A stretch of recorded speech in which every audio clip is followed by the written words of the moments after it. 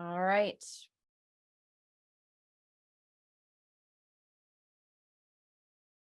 Yep, folks are jumping on now. Good, and we'll be able to use the chat if we want to field questions or have sidebars, right? Yep, absolutely. Yeah. So folks are just jumping on. It's just before 1. We're probably going to hang out here just for a couple of minutes while people are jumping on the webinar. So glad everyone could join us today. If you have any questions for us, go ahead and use the Q&A feature for questions. It's just a lot easier to field specific questions through that. But feel free to use the chat if you want to chime in while we're waiting here to just let us know where you're joining us from. Yeah, I would say where you're joining from, any kind of topics you're especially interested in hearing about, anything that gives us better context as we go through this. We're prepared to go through lots of examples, but the more we know about what you guys are looking for, the better. Yep. And then I'll repeat this a few times as people are jumping on, but if you do have a need for closed captioning, we do have live captions going by a real person. So it's not by the AI, because I found that sometimes that can be really interesting when it gives you. So if you click on in your menu, if you click on more, and then there's an option for captions, and then that's where you can view captions. So you can have those going at the same time as the webinar. All right, I can see a number of people still jumping on, so we'll just give it about another minute or so.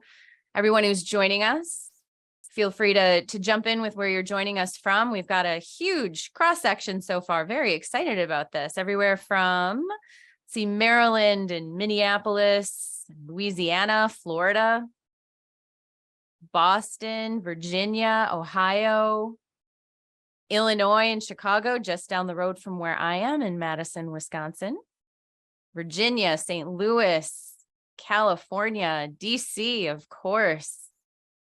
The capital of associations, isn't it? North Carolina, Missouri, UK. Wonderful. Thanks for joining. Milwaukee, my hometown. West Virginia. Wonderful. Great, great. Well, thanks for joining us, everyone. We're going to go ahead and get started. We're going to start with just some housekeeping, but so glad you could join us today for our discussion of looking to engage Gen Z. I know this is a topic that many of us are interested in because of the fact that it has been so challenging to really reach these groups, especially for a lot of associations. And how do we get them engaged into our organization and really start to participate in our programs? Before we get started, just a little bit of housekeeping. Of course, I have to let you all know that this is being recorded, and we will have this also available on demand if you want to share with colleagues or revisit anything that we've said. It will be available on our website at some point tomorrow. If you go to omnipress.com under resources and under webinars. So now let's start with introductions. I am your host, Tracy Grzybowski, Director of Marketing here at Omnipress. I have been working with associations for over 10 years, not just in a professional capacity, but was also president of my local chapter of the American Marketing Association once upon a time, which was really fun because we were a bunch of marketers trying to learn how to run an association. And there's a lot of information that I've gained working here from Omnipress that I really wish I knew then and could apply, because it would have made things a lot easier. And just a little bit about Omnipress. We work with national associations to help them collect, produce, and deliver their print and digital educational content for conferences, for training programs, and also for member publications. And now I'm going to turn it over to my co-host, Rusty Williams. Well, hello, everyone. And Tracy, thanks for having me here. I am, as it says, co-founder of AnswerStage. Been doing social media, online communities, internet services for more than 20 years. And that goes back to a variety of different companies, Delphi Internet, Prospero Technologies, where we helped in a lot of cases form text-based communities where people could post on bulletin boards and interact with each other. And that kind of led into us thinking, now that we're in a more video-centric world, how can we harness some of the same dynamics and same kind of user-generated cost efficiencies for video. So that's what we'll be talking about in this webinar. Okay. And do you want to speak a little bit about AnswerStage? Sure. Yeah. So AnswerStage is a platform we developed, as I said, in response to this idea that there is a real extreme power and cost efficiency in leveraging the content that your members and users can create. So we've developed this platform where you can send out a link. Anybody anywhere can click the link, record a response on their phone or their computer or their tablet. Those responses are automatically transferred to you, and then you can produce them with your branding, animations, other things to make them look really good. And that the way that most of our clients are using that are to collect testimonials, to promote upcoming events, and to just showcase people within their organization as thought leaders or people who are commenting on trends. So a lot of our clients, in fact, most of our clients right now are associations, because they benefit from all those things: the testimonial, the event promotion, and thought leadership. So we'll be showing some examples during this and talking about the broader topic of video as a marketing tool. Great. Thank you for that. Before we jump into this slide that I just went to, again, just a reminder for those of you who have just joined us, throughout any point at the presentation, if you have questions, type those into the Q&A. Don't necessarily use chat for that, just because it's harder to get through the questions. Q&A is a much easier way for us to manage your questions. So feel free to type in your questions at any point. And if you do need closed captioning, we do have live closed captioning going right now. So if you click on your menu and click on more, there's an option for captioning where you can view the captions as they're going. So let's start quickly by just level setting, who is Gen Z? Who is this generation that we're talking about? So we're all talking about the same group of people. Gen Z specifically goes up to the year 2012. So they come right after the millennials. Right now, they're about age 12 to 26. So a number of them have already entered the workforce. They've graduated college. And what's really important about this is that they're going to be 30% of the workforce just in a few years here by 2030. That's really not that far off, considering we're staring down 2024. And it's funny because when Rusty and I were talking about this presentation, he brought up a really great point that, yes, the focus is really on Gen Z, but he's like, really, we're probably talking about anybody who is 30 and under. So not necessarily just up to 26. Yeah, I think that's right, that the Gen Z label is the easiest thing to talk about, but it's really, I think the people who are 30, around there and under probably have similar traits. Right. And there's a number of key characteristics about this generation that are really important to talk about, and that's a separate presentation in and of itself, and one we've also given before. But there's two in particular that I want to point out that are really relevant to today's conversation. Number one is that they are very, very cause and mission driven. And as you can see on this slide, 70% state that they are involved in a social or political cause. Now, what involved means can be a lot of things. It can be simply that they pay attention to and follow certain causes and support them on social media, or it can be that they're actually truly actively, physically involved in these organizations. And 93% have said a company's impact on society absolutely affects their employment choices. So this is definitely something that's becoming more important as these folks get into the workforce.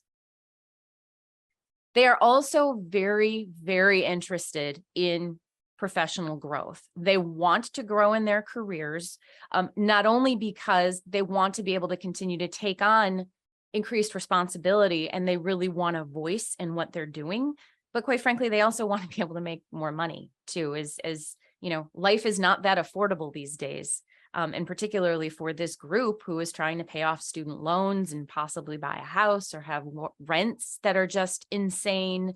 car prices insane, interest rates are higher than they were just a few years ago. So they want to grow in their careers and they want to make more money. So these two things, in theory, would make them a very, very perfect match for associations. You are mission-driven organizations, and part of how you fulfill upon that mission is through professional development and education and training and upskilling. So it just seems like a very, very perfect match. But what we found is that there is a huge disconnect between these younger professionals and associations and what they have to offer. And this stat just confounded me. And I think it did to you too, Rusty, that 71, jaw-dropping. Yeah, 71% of association members are aged 40 plus. So clearly there's some room here for us to do a better job of really connecting with these folks. Now, why is it so hard to connect with them? The first reason is that there's a lot of more competition out there. Associations once upon a time used to be the default. You know, even for me, I'm a marketer. I joined the American Marketing Association. Sadly, I'm going to tell you, even as someone who is very involved in my local chapter, one of the first places I go for marketing related content and education and little mini certifications are places like HubSpot, not necessarily AMA, just because of the quality of their content. This is a great quote that was in an issue of Associations Now just earlier this year. This group, Highland Solutions, did a study for them, did a survey, and their pull quote from this article was that we often find they, meaning Gen Z, source information, training, mentoring, and peer connections through channels outside associations. We're going to show you what that means next. Yeah, I was going to say, though, that the I think one thing that's kind of overarching theme here is that Gen Z is self-initiated. You know, a lot of what they do is they'll seek out things on their own. They'll seek out things, you know, that they consume at their own time, that they can consume sort of outside of normal sort of definition of where you would turn for a resource. So that kind of self-initiated habit is something I think we'll be digging into deeper here. Oh, that's, yeah, 100%, 100%. I remember when I was telling a story about kind of Gen Z, you know, in a previous webinar I did, I mean, I use my kids a lot because I'm the mom of 2 Gen Zs, and I did a lot of this research initially just to be like, am I crazy? Are they different than, no, they're not. I mean, if they need to learn how to do something, they turn to YouTube, and this slide says it all. I mean, my daughter needed to reteach herself how to tap dance for an audition, and she turned to YouTube. You know, my son needed to fix one of his electronic devices. He turned to YouTube. So they're turning to new sources of information and education, YouTube being one of them. That's just one of them, but I think this is really telling. 68% said they turned to YouTube to help them improve or gain skills, and 80% use YouTube to become more knowledgeable about a subject. Now think about that. As an association, what's one of the #1 values you provide? Improving and gaining skills and becoming more knowledgeable about their profession, about their industry. So you're competing with YouTube right now, for sure. A little bit about YouTube. They are the second most popular search engine behind Google. So they're not just a video platform, they are a search engine. So when you use Google, you're using it because it's like, oh, I need to find something, I need an answer to something. And they're doing that on YouTube. YouTube content reaches more adults 18 to 34 than any cable network out there. And it is a leader in long form videos like how-tos, demos, webinars, vloggers. It just the amount of content on YouTube is astronomical. Rusty, I don't know if there's anything you wanted to add to that. No, I think we're coming up on it, but again, the overarching theme here is not just that they're turning to YouTube as a search engine.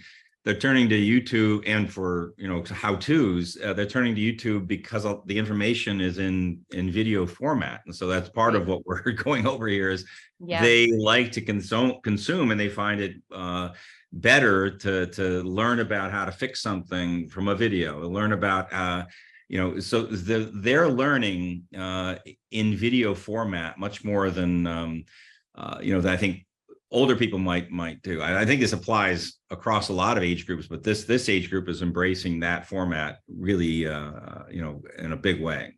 Absolutely. Yeah. Great point. And then there's TikTok and Instagram. Again, video-based platforms. 40% of Gen Z turns to TikTok or Instagram before Google for answers, and 50% turn to either one of these two platforms instead of Google. And I remember I've been, distributing content once upon a time that was really about stressing the importance for associations to make sure that their content is found by Google. It's not just a matter of having it on Google anymore now. That's why some of these platforms have become so important. And then to Rusty's point, if you notice, these are all video-based platforms. The three biggest. Oh, I'm sorry. Go ahead. No, I was going to say the stats at the bottom there came from the Search Engine Land article, and it just confirms what I said earlier about the video format being the preferred format for a lot of this information. The second one, more relatable answers and personalized answers. I'm thinking, in some of my career, I've been with editorial companies where they care a lot about sort of the editorial integrity of what they're putting out there. And I think some people would look at more relatable answers as potentially, less reliable answers.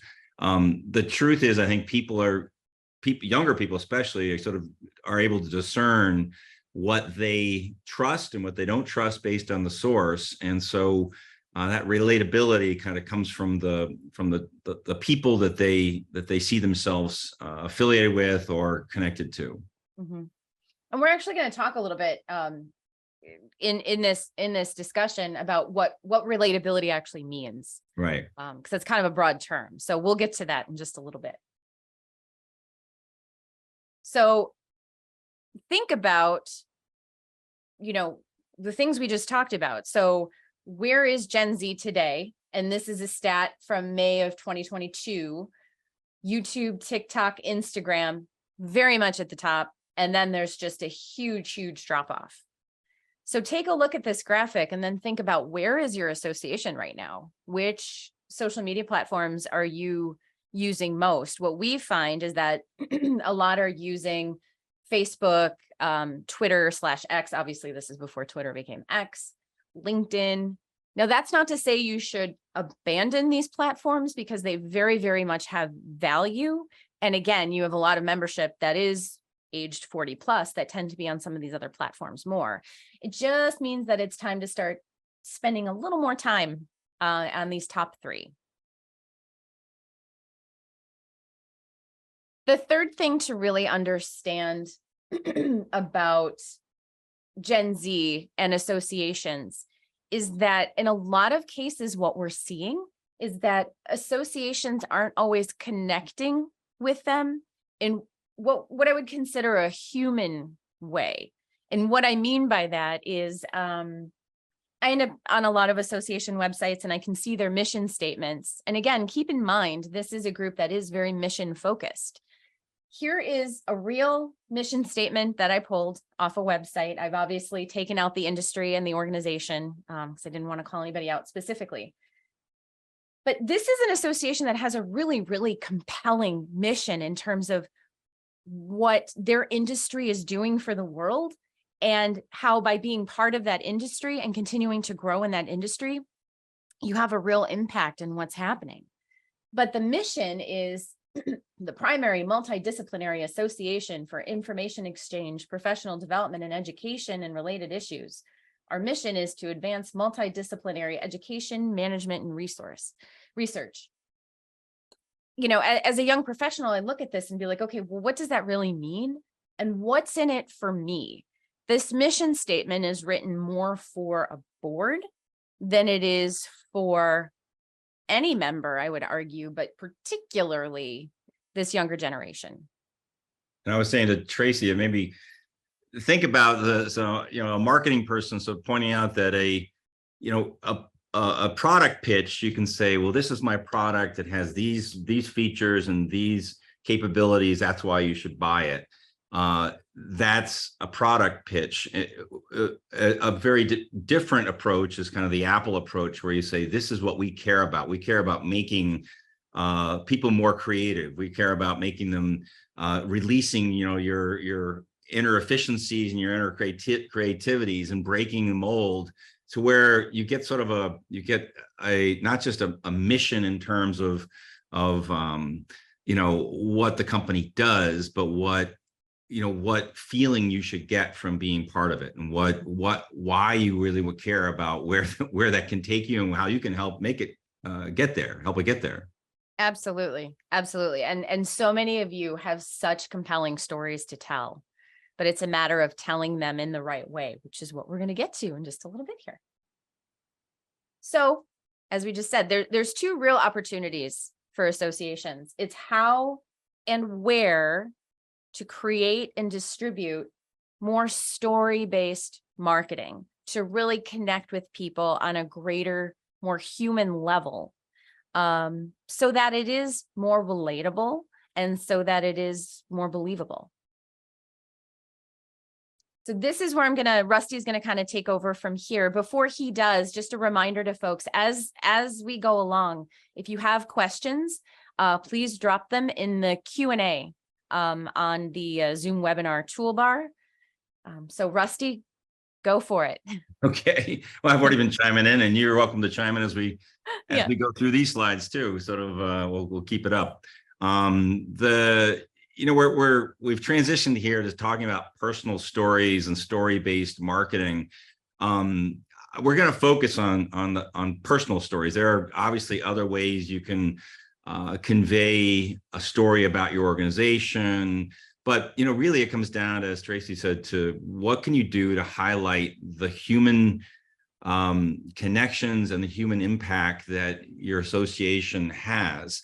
So I think describing it as personal stories really is the right thing to do, and those stories can help people relate in a couple ways. The first is, as Tracy already pointed out, they're very focused on how can they help advance their careers, their skill set, and that's more simply said is how can you help me learn and earn. So what is it kind of in it for me, as far as me spending my time to get me further down the path that I want to travel.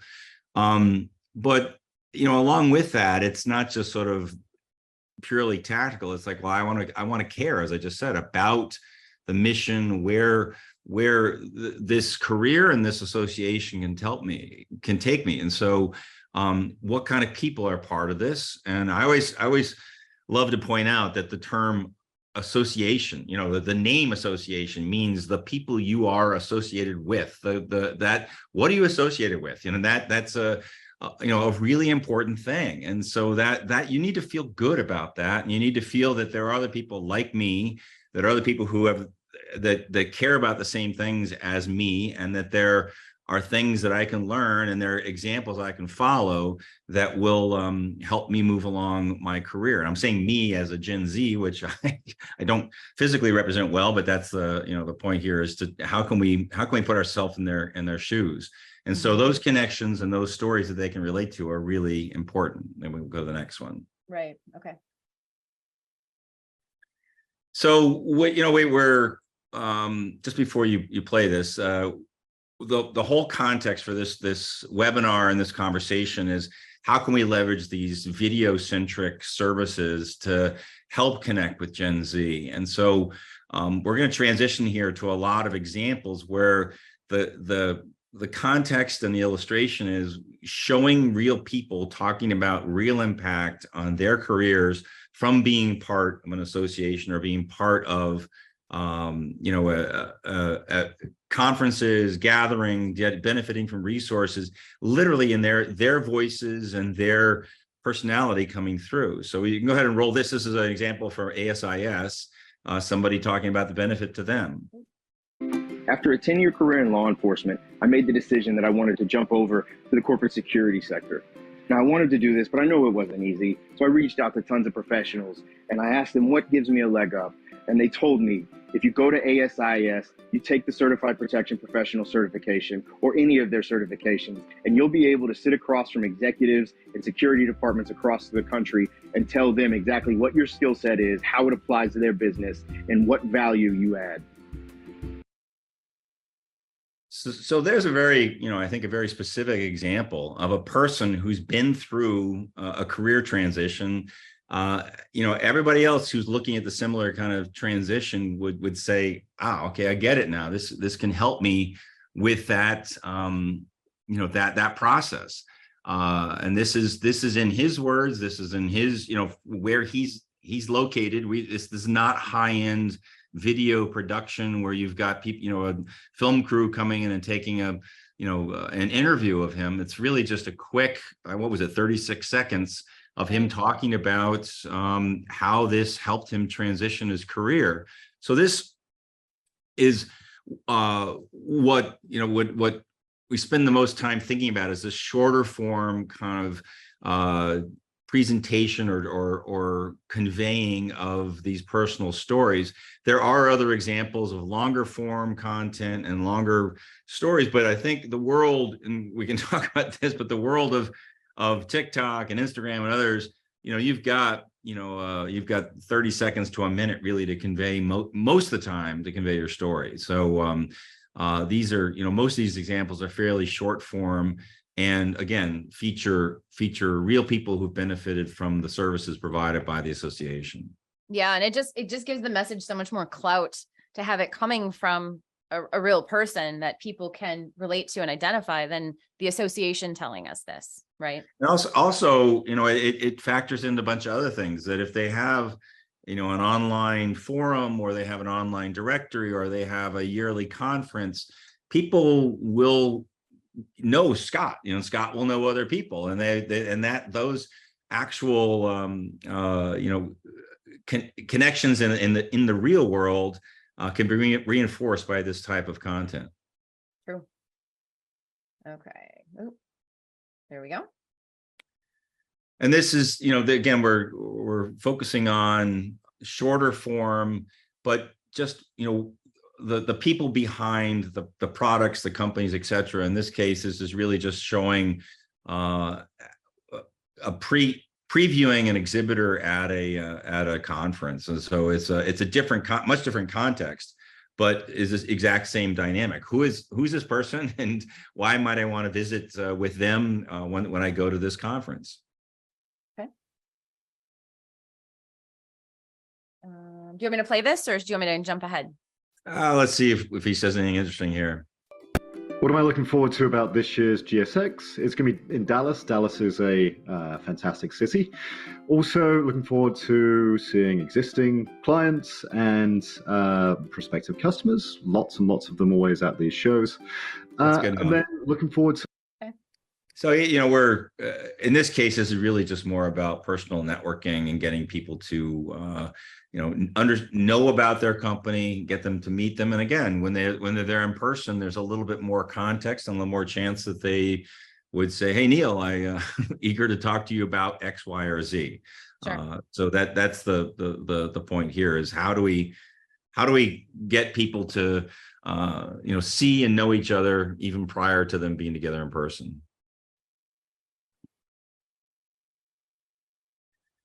And this one, it follows a similar kind of model. This one's more of a retail kind of thing, but I think this one's very quick, but it's literally about a product and just saying, come take a look at these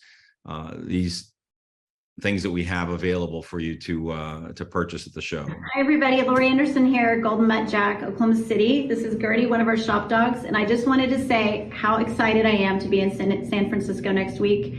I am looking forward to meeting new people, building new relationships, and having an amazing time.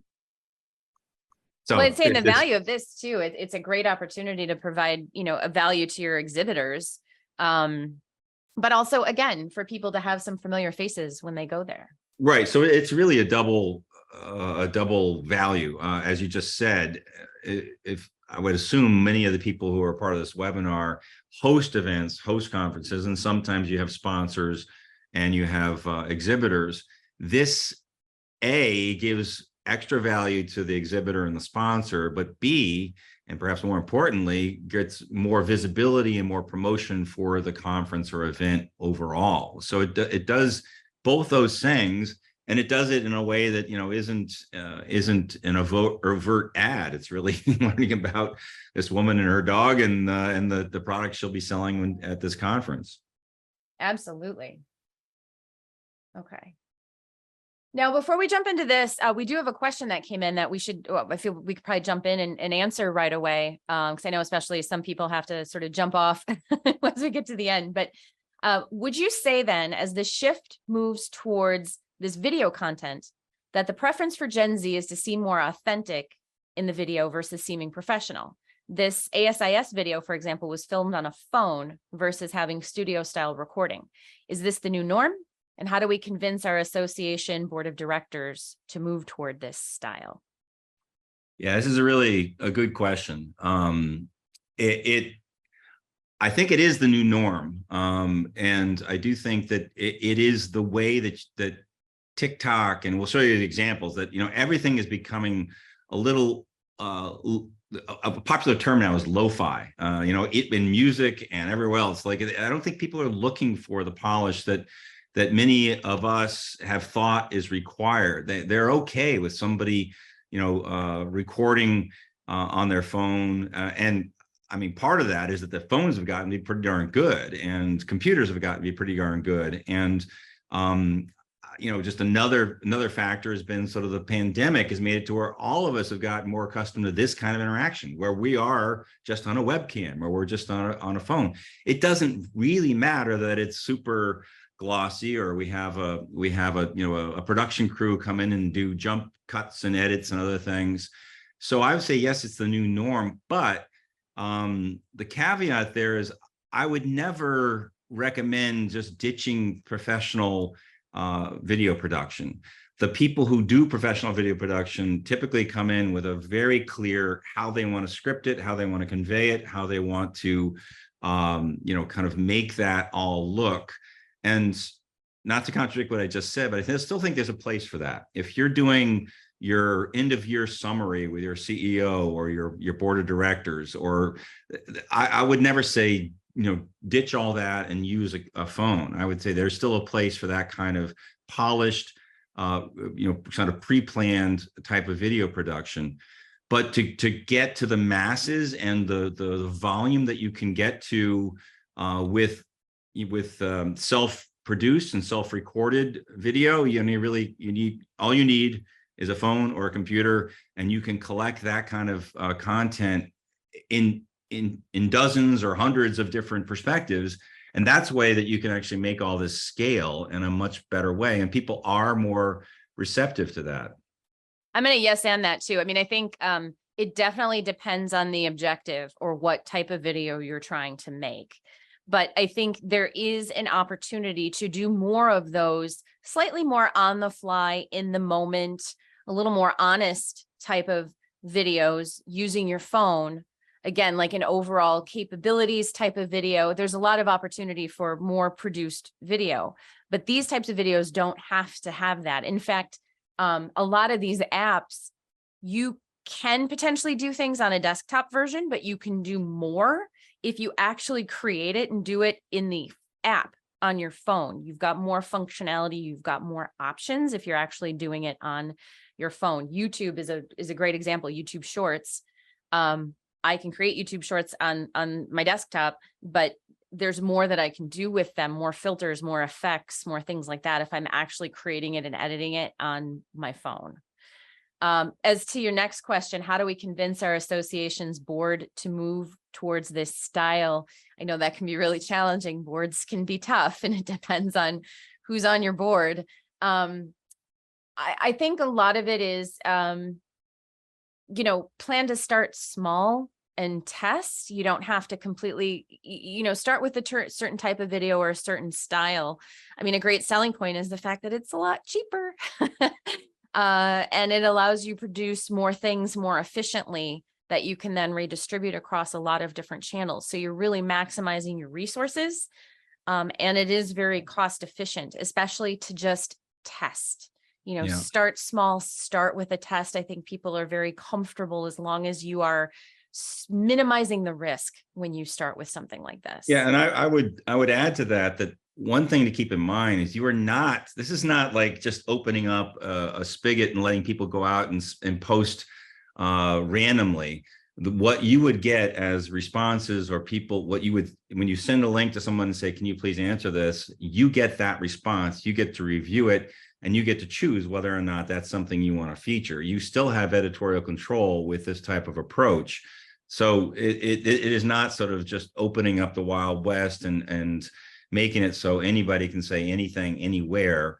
And so that editorial control is important. And Kim, asked a follow-on question here that I think is really important too, is, well, that all sounds great, but we sent a link to somebody and they're like, not for me. I don't want to go on camera. There's definitely an issue of video hesitancy. And all I can say is that is less so for people that the topic of this webinar, that the younger folks are much more comfortable with FaceTiming, video conferencing, Zooming, and using their phone and computer as a recording device. With that said, there are a bunch of things that we've adopted that I think can help that. You can choose to respond just with audio. So if you're not in a well-lighted place or you're not comfortable with the way you come across on a camera, you can submit a audio response. You also have the chance of reviewing what you record prior to clicking submit. So it's not just, immediately sent off into the ether and you lose control of it. You as a respondent can actually take a look and make sure you're comfortable with it. So those things, I think that along with some coaching tips, like, just be yourself. I think ums and ahs are not to be upset, shouldn't make you upset that you have an or ah in what you respond. That's who you are. That's how you talk. And that's how you're going to talk when you get together in person. So I think kind of having a little bit of some of those coaching tips and just sort of making it so that people understand they'll get a chance to review and choose whatever format they want to respond in will help that. Right. Before we move on, I just want to add one more thing to the whole board, getting on board, because I know, again, that can be a really, really huge obstacle. I think a couple things that would help that tremendously and give them some comfort level is, especially when you're starting small and you're testing, only have a few very specific individuals who maybe are doing this in the organization, right? Limit it to maybe like one or two that are working as part of a team, but only give these permissions to a couple people to do it to start. And then, have some type of, you don't want to bog down the process with too much bureaucracy, but you do need to have some very specific guidelines in place for what is considered appropriate, what is not, what kind of tone are you going to use. If you can have a lot of these types of things worked out ahead of time, that helps provide some comfort too, because it means that someone can't just go off and go rogue. You want to be able to be responsive and in the moment, but I can understand that at least to start, until people get comfortable with this, maybe having a little bit of a review process so that there's one person who can review it, hopefully without it having to go through full legal approval, which I know has to happen in a lot of organizations, to at least vet it before it goes out. If you can have some of those kind of control checkpoints to start as everyone's getting comfortable with this, that might be a good way to kind of get them on board in a smaller scale. Yep. Okay, let's talk about TikTok. Yeah. So I think, kind of a caveat as we move into TikTok. TikTok is somewhat of a controversial service. There's worry on our government level about its Chinese ownership. There's worry about ownership of content. There's a bunch of things that are valid concerns. But TikTok is literally changing the landscape that we are seeing in the world of video and social media. It has grown sort of dramatically, and as Tracy showed earlier, was it the second behind YouTube in total volume? And I think that might be set to change pretty soon as far as the total activity.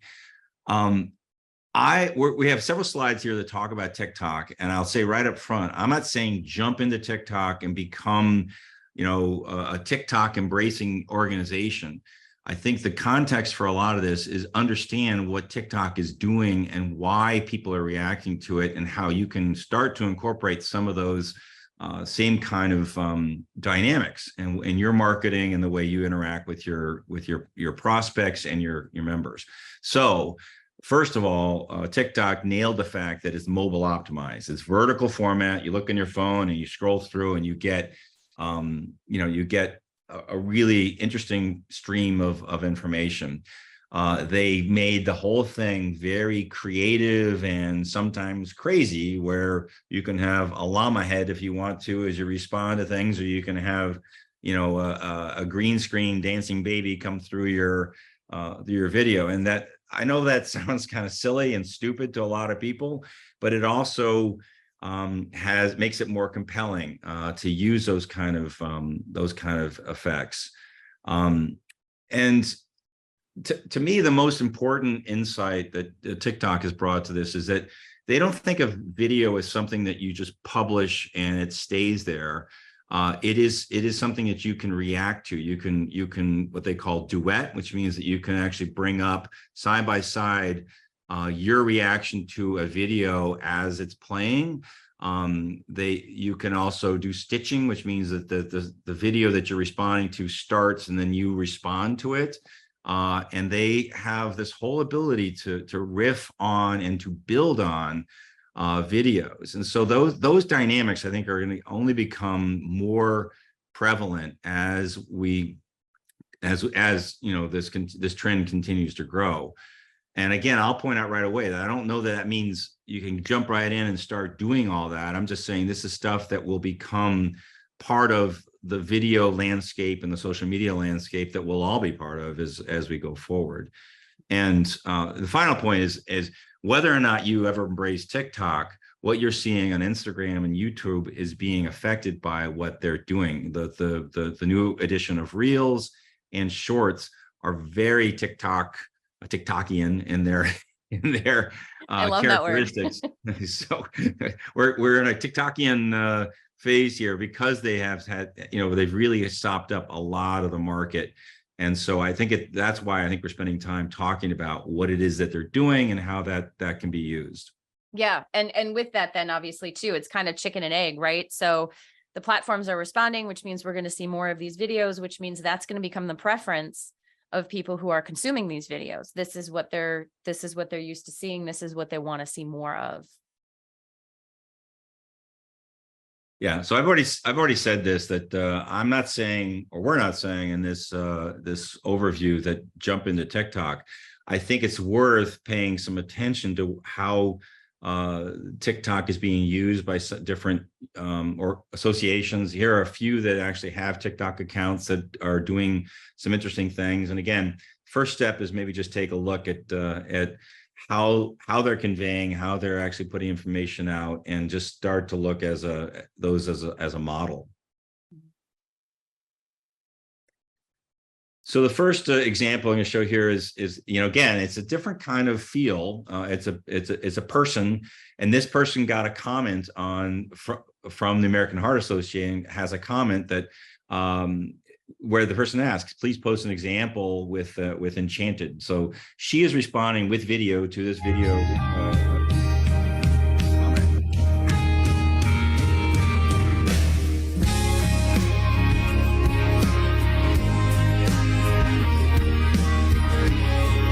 So this is just about the CPR. But you can see the comment that came in. She's responding to that with a video. She has an overlay of text. TikTok will automatically transcribe and put captions up if you want. So this is her reacting to a question that came in on TikTok. And we'll jump a little faster since our time is going quickly. We'll jump to the next one. This is, you can play this without sound. I don't even know if it has sound, but this is just kind of a goofy way of showing a meme superimposed on healthy food to illustrate.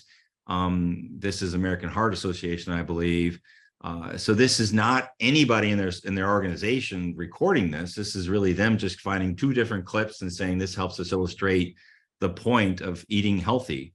And this is Tracy, you told me this is, I don't know this actress, but this is an actress that Summer I Turned Pretty. If anyone's got a teen or preteen So girls, you recognize this actress. there you go. So I haven't seen that movie, but that's the kind of thing that's happening, is they're kind of pulling things from popular culture and making them part of what they present through their accounts. And so you'll see this if you're on TikTok or even on Instagram Reels, you'll see this same clip of her with this same expression, and it's going to have probably a different comment and then a different thing in the back. Like, people are taking this clip of her and applying it in a lot of different scenarios. Okay. And I think this last one I just wanted to show, in this case, this Pencil of Promise had a person say, I'm going to donate to Pencil of Promise. I'm excited about this association. And the woman who's in the left-hand side of the screen, she is with Pencils of Promise, and she's just saying thank you. She's duetting it, so she's recorded a video response. They're going, thumbs up. Very happy that you mentioned us, and we appreciate it. Yo, my charity lovers, what's going on? I got a little cool announcement that I'm going to be sharing right here on TikTok. I decided that I'm going to be doing philanthropic work all the time throughout my whole music career. You might find it in music video. Okay, we'll go move on from there. So this is again, I think these examples are a little hard to say, okay, go out and do this tomorrow. We're showing you, I think, these examples because this is stuff that's happening. And Pencils of Promise is doing a good job sort of reinforcing this person's enthusiasm about their cause. Mm-hmm. So this is a little bit different than what you might be accustomed to in the world of YouTube, etc. But on that point, this is an Instagram Reel example. You can go ahead and play this, and again, we'll try and move along. This is sort of the same topic. Anything about Taylor Swift, that Speak Now Taylor's version was released last. Okay, we don't have to listen to the audio. I'll let you talk. Right. So she's just sort of going back to the CPR thing. I think in this case she's connecting it back to Taylor Swift's song, and the tempo of the song being something that's appropriate for CPR. So it's again, what you see here on Instagram is very similar to what's happening on TikTok. And finally, the same point for YouTube. YouTube Shorts is making it so you can respond to and build on different types of content. You can get soundtracks, you can get those, as Tracy said, those meme overlays, etc. So this is becoming a very kind of rich palette of content that you can leverage, but it is it's just a different kind of video production. So the person who asked a while back, are people comfortable with self-produced phone recorded videos? Absolutely. It's like all over the place on TikTok, etc. The point is, this is kind of a lot of what Gen Z is doing, and is the type of thing that's worth working towards, not jumping into. Right. And so a few comments have come in as we've talked. Again, I think there's concern about TikTok, and there's somebody's already jumped in. That it's not like this is like a click your fingers and you're there. I think it's something that's worth knowing. This is stuff that's evolving and happening, and affecting the more common names that of YouTube and Instagram and others. Mm-hmm. Ooh, AI. That's a yeah. So we thought we'd touch briefly on AI, since that's sort of all the rage. AI is a new tool that's evolving for all sorts of content creation, including video production. You can create a video now with a fully synthesized or artificial talking head. You can take your head and make it so it says things. I mean, there's just crazy things that are going on. I think that what we would say is it's still more powerful to have a person that you can meet in person, have them talk about their real stories, than it is to synthesize any kind of video. There are places for that in training or other. So, but this, I think what we're talking about for marketing, featuring real people is going to be more valuable. Agreed. I absolutely agreed. And as we've kind of talked about with each other on LinkedIn, Rusty, the whole mouth function of AI, especially, is the one thing that still lacks. They can't quite get the movement of the mouth yet. I've noticed CGI does that as well. Yeah, and you can play this without sound, but it shows you what Tracy just said, that this isn't an avatar, a synthesized person talking about things. You could pick what they look like, what their age is, what their gender is, etc., and add a script and have them talk about it. There may be a place for this in the overall marketing mix. I'm following this really closely because I think there's what we see today will become much better over time, but I don't think it'll ever replace a story from a real person that you know. It won't, but I think to that end too, I think it does bode some caution eventually as these things get even better, really being able to tell kind of what really is real and what's not. The more that we can be authentic and real and have real people, but I think it's going to get even more challenging to figure out what's real. In fact, I saw a story or something where there was a brand and this model has their own Instagram account, lots and lots of followers, related to this product, and the model itself, not real. It's crazy. They have this whole following and this person's not real. So however you're using it, it really is about keeping it authentic and real, as Rusty mentioned.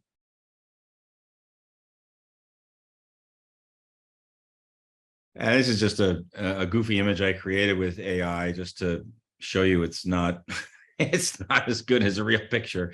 But our refrain is that AI assistance is super valuable and super worth looking into. AI created stuff I don't think is quite there, but it will evolve over time. At the very least, you should be turning to AI to sort of get ideas. What kind of questions can you ask of people? What kind of topics are trending in your, related to your association? What types of, what types of trends are there overall? This kind of stuff is now really just a few key clicks away through ChatGPT and other types of services to help you answer those questions. They can also help you create first drafts, but I would never say, have somebody draft an email for you and send it out to people. It'll get you 80% of the way there, but you need to put your own voice, review it, make sure it's accurate. And there's the ongoing concern that sometimes AI makes mistakes, literally makes up things entirely. So it is worth embracing because it can help you become much, much more efficient, but it's also worth saying, this is assisting me in what I want to accomplish versus this is going to take over the actual act of creating things and posting them. Yeah. And I think AI obviously could be a whole topic in and of itself, as the comments we're getting right now about from David Lee about the self-paced training and using AI to help train the trainers. And I think, Rusty, you're on a panel about this tomorrow, somewhat in kind of in the AI topic tomorrow, right? Yeah. Yeah, no, it's there's a lot that AI is going to do, and it's going to do better and better over time. But I still think that it's best to look at AI as something that can enhance your skill set and can enhance and make you more efficient, rather than take over specific tasks. This example that David Lee's referencing, sounds like it's really kind of done a lot of the work that was done by, manually before, and there'll be more and more cases like that. So I think for all of us, our job is to sort of stay on top of this. How does it make it to where we can come up with those kind of solutions and make sure that they don't have the drawbacks that can come with AI of, again, mistakes, hallucinations, things that are not accurate, that it still happens in the world of AI. Right. So to put it all together, we've covered a lot of topics fairly quickly, and I think we could dive into, kind of teach a master class on any one of these in terms of how to go about this or how to do it. But, we kept it pretty high level to keep you thinking about some things. So in summary, you want to wrap it up and bring it home, Rusty? Sure. Well, I had to put in this goofy animated GIF just to stick with the goofiness here at the end. There's a lot of things that are happening in the world of video. Gen Z loves to consume content in video.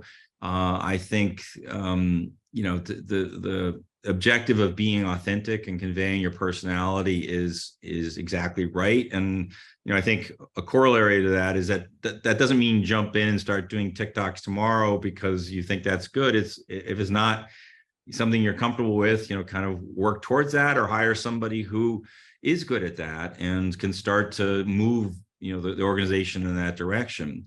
All of this, I think, is still under the umbrella of story-based marketing, telling the stories, the experiences, the challenges and the personalities of people that are part of your association.